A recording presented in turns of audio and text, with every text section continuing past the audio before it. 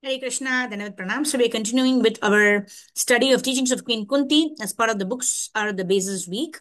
We're continuing from where we left off last time. We're continuing from chapter 6 of the teachings of Queen Kunti by His Divine Grace Abhicharan Aravind Bhakti Vedanta Swami Srila Prabhupada.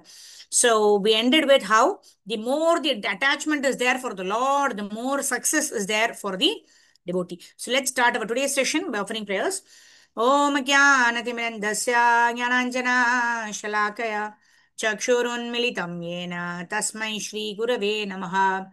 नमो विष्णुपादाय कृष्णप्रेष्ठाय भूतले श्रीमते भक्तिवेदान्त स्वामिनिति नामिने नमस्ते सारस्वते देवे गौरवाणी प्रचारिणे निर्विशेष शून्यवादी पाश्चात्यदेशतारिणे नमो महावदन्याय कृष्णप्रेमप्रदायते कृष्णाय कृष्णचैतन्य नाम्ने गौरद्विषे नमः।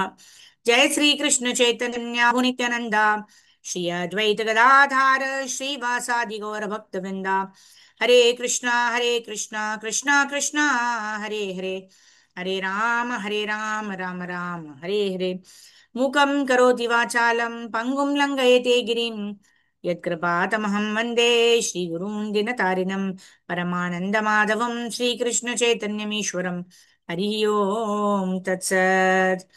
गुरवे गौरचन्द्राय राधिकाय तरालये कृष्णाय कृष्णभक्ताय तद्भक्ताय नमो नमः। मूकं करोति वाचालं पङ्गुं लङ्घयते गिरिं यत्कृपातमहं वन्दे श्रीगुरून् दिनतारिणं परमानन्दमाधवं श्रीकृष्णचैतन्यमीश्वरम्। Harihi Om Tat Sat. Hare Krishna. So we're continuing from chapter 6 of the teachings of Queen Kunti, from where we left off. So we also hear Prabhupada mentions about how one is put into a condition of helplessness, especially a devotee is put into a condition of helplessness. And what happens to such a devotee? The devotee becomes more and more attached to the Supreme Personality of Godhead, becomes more and more attached to serving Lord Shri Krishna. And that is the hallmark of a devotee. Let's continue reading. Devaki, the devotee, who became the mother of Krishna, was not an ordinary woman. After all, who can become the mother of the Supreme Personality of Godhead? Krishna agrees to become the son only of the most advanced devotee. In their previous lives, Devaki and her husband underwent severe austerities. And when Krishna therefore appeared before them, wanting to give them a benediction, they told him they wanted a son like God. But where can there be another person equal to God? That is not possible. God is asamordhva. That is, no one can be equal or greater than him. There cannot be any competition. One cannot say, I am God, you are God, he is God, we are all God. No. One who says this is a dog, not God. For God is great and he is no competitor. No one is equal to him. Everyone is lower. Ekala Ishvara Krishna Arasabha Bhritya. The only master is Krishna, God, and everyone else is his servant, including even great demigods like Brahma, Vishnu, and Shiva. What to speak of others? Shiva Virinchi Nutam. In the Shastra, the Vedic scriptures, it is said, Lord Krishna is offered respect even by Lord Shiva and Lord Brahma, the topmost demigods. Above the human beings, there are demigods. As we human beings are above the lower animals, above us there are demigods, the most important of whom are Lord Brahma and Lord Shiva. Lord Brahma is the creator of this universe. Lord Shiva is its destroyer. And Lord Vishnu, is Krishna himself, is its maintainer. For the maintenance of this material world, there are three gunas or modes of material nature. Sattva guna, the mode of goodness; Rajoguna, the mode of passion; and Tamoguna, the mode of ignorance. Lord Shiva, Lord Brahma, and Lord Shiva and Vishnu have each taken charge of one of these modes.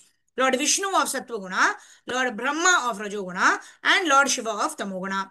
Yet these three controllers are not under the influence of the gunas. Just as the superintendent of a jail is not a prisoner but a controlling officer, so Lord Shiva, Lord Vishnu, and Lord Brahma control these three gunas and are not under the control of the gunas. But above all others, the supreme controller is Krishna, who is known as Rishikesha. The word Rishika means senses. We are enjoying our senses, but ultimately the controller of the senses is Krishna. Consider my hand, for example. I claim, this is my hand. I can fight you with a good fist. I am very much proud, but I am not the controller. The controller is Krishna, because if he withdraws my hand's power to act, the hand will be paralyzed. Although I claim it is my hand and I shall use it, when it is paralyzed, I cannot do anything. Therefore, I should understand that although I possess this hand by the grace of Krishna, I am not its controller. This is Krishna consciousness. So here we see how Srila Prabhupada is explaining that the hand is part of the body, and the utility of the hand is to serve the part or the serve the body as a whole. Otherwise, the hand has no utility.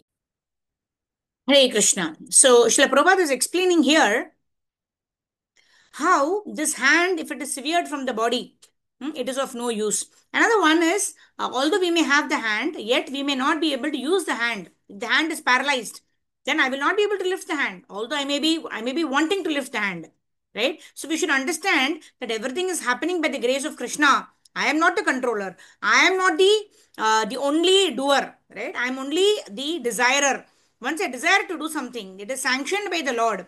Only when the Lord sanctions it, then only Prakriti actually performs it. Prakriti kriyamanani gune karmani sarvashah ahankara vimudatma kartaham iti manyate. Right? We think we are the doers, and that's the reason we want some success because we have done it. Right? Actually, nothing is done by us.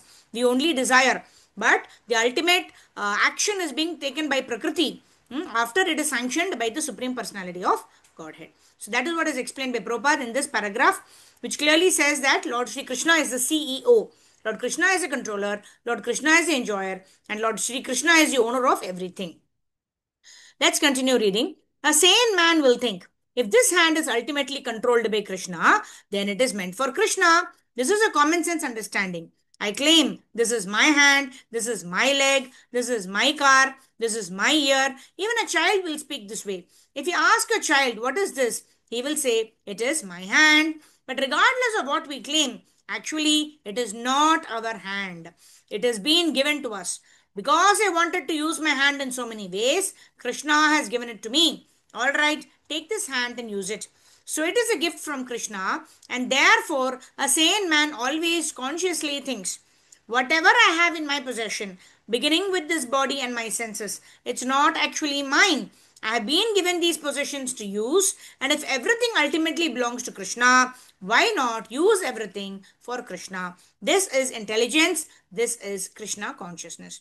Everyone is part and parcel of Krishna. Mamevamsho jiva loke jiva bhutaha. And therefore, everyone's senses are also Krishna's. When we use the senses for Krishna's service, we attain the perfection of life.